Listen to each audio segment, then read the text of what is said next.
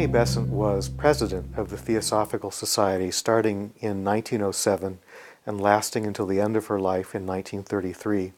She actually joined about 1889, so she was involved for a good 40-some years of her life. Annie Besant traveled in her lifetime probably hundreds of thousands of miles, lecturing everywhere she went, to audiences anywhere from 30 to 6,000 people at one time.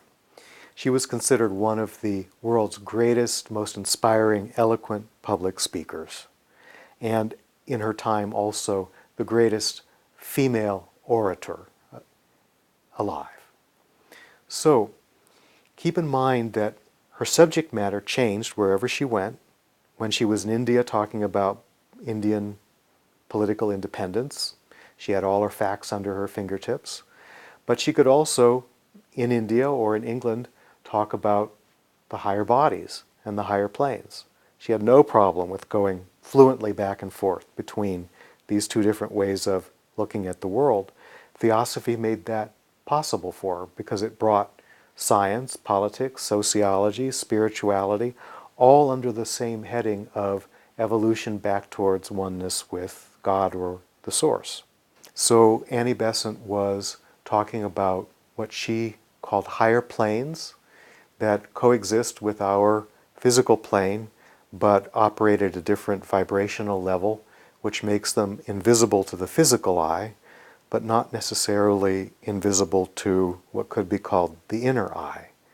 So she did some very interesting writing, which I included in this book, on the subject of that kind of inner sense perception and how to develop it and what it allows us to perceive, including, for example, the astral plane, the mental plane, the Buddhic or intuitive plane, the nirvanic plane.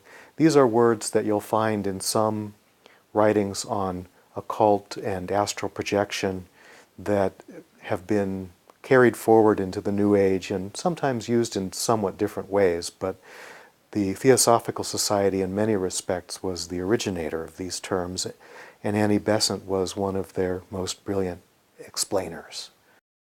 Psychic development has to do with bodies. We have more than just one body. We have a physical body.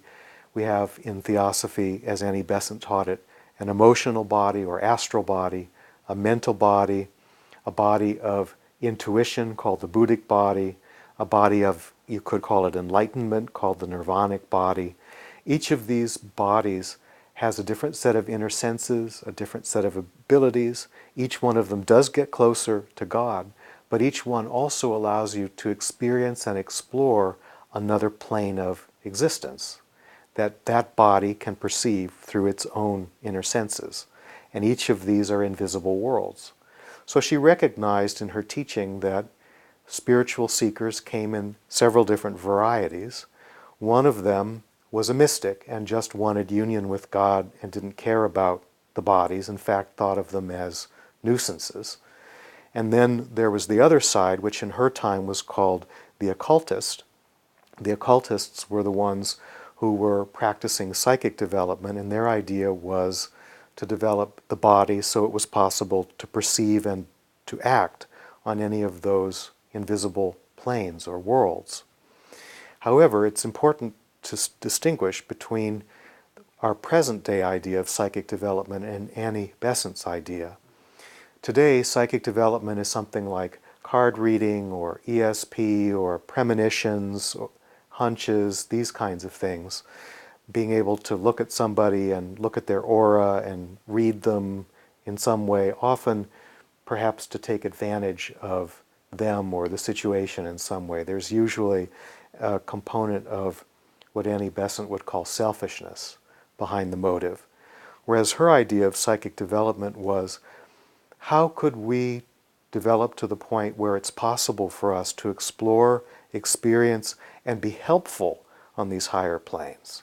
So there's essentially a service element involved and a kind of selflessness as opposed to wanting spiritual powers for the sake of being powerful.